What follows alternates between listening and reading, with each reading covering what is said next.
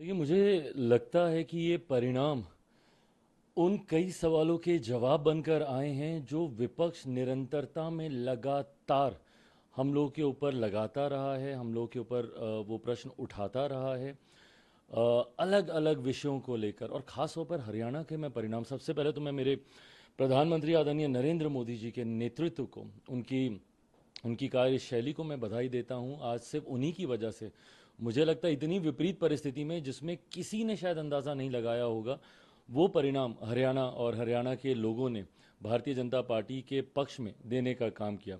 इसके लिए जहां मैं मेरे प्रधानमंत्री जी के नेतृत्व को मैं बधाई देता हूं, वहीं केंद्रीय गृह मंत्री आदरणीय अमित शाह जी की नीतियों को बधाई देता हूं, वहीं जेपी नड्डा जी के संगठन क्षमता को मैं बधाई देता हूं। साथ ही में मैं मानता हूं कि हरियाणा की ये जीत, ये किसानों की जीत है, ये नौजवानों की जीत है, ये जवानों की जीत है, और सबसे बड़ी बात, ये संविधान की जीत है।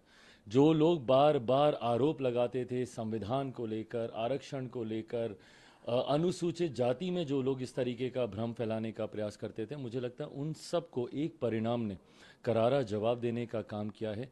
सबसे बड़ी बात, ये देश के लोकतंत्र की जीत है। मैं इसके लिए पुनः मेरे प्रधानमंत्री जी को और हरियाणा की जनता को मैं बधाई देता हूँ। तो आपको की जीत है और कांग्रेस पार्टी कह रही है कि लोकतंत्र की हार है और सत्ता की संगठन की जीत है, और साथ में वो यह भी कह रहे हैं कहीं ना कहीं इशारों में ईवीएम पर भी आरोप लगा रहे हैं। देखिए, जहाँ पे कांग्रेस हारती है, मैं चाहूँगा ना कि बताएं इस तरीके के आरोप वो और उन्हीं का सहयोगी दल एनसी लगाए ना जम्मू कश्मीर में।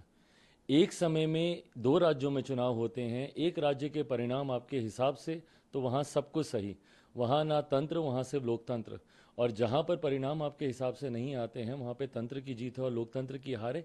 ये सोच गलत है। और कांग्रेस जैसी पार्टियाँ जब तक सही मायनों में हकीकत को एक्सेप्ट नहीं करेंगी और आत्ममंथन नहीं करेंगी, तब तक चुनाव दर चुनाव यही परिणाम आते रहेंगे। दिक्कत यह है कि ये लोग आत्ममंथन नहीं करते।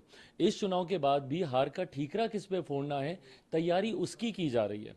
ईवीएम को दोष देना है, चुनाव आयोग को दोष देना है, किसको दोष देना है, इस बात की तैयारी की जा रही है। वो आत्ममंथन नहीं किया जा रहा कि अंतर कलह क्या इसका कारण है, क्या लोगों के बीच सही मुद्दों को लेकर जाना क्या इसका, नहीं लेकर जा पाना क्या इसका कारण है। इसका मंथन जब तक कांग्रेस नहीं करेगी, कांग्रेस का रिवाइवल बहुत मुश्किल।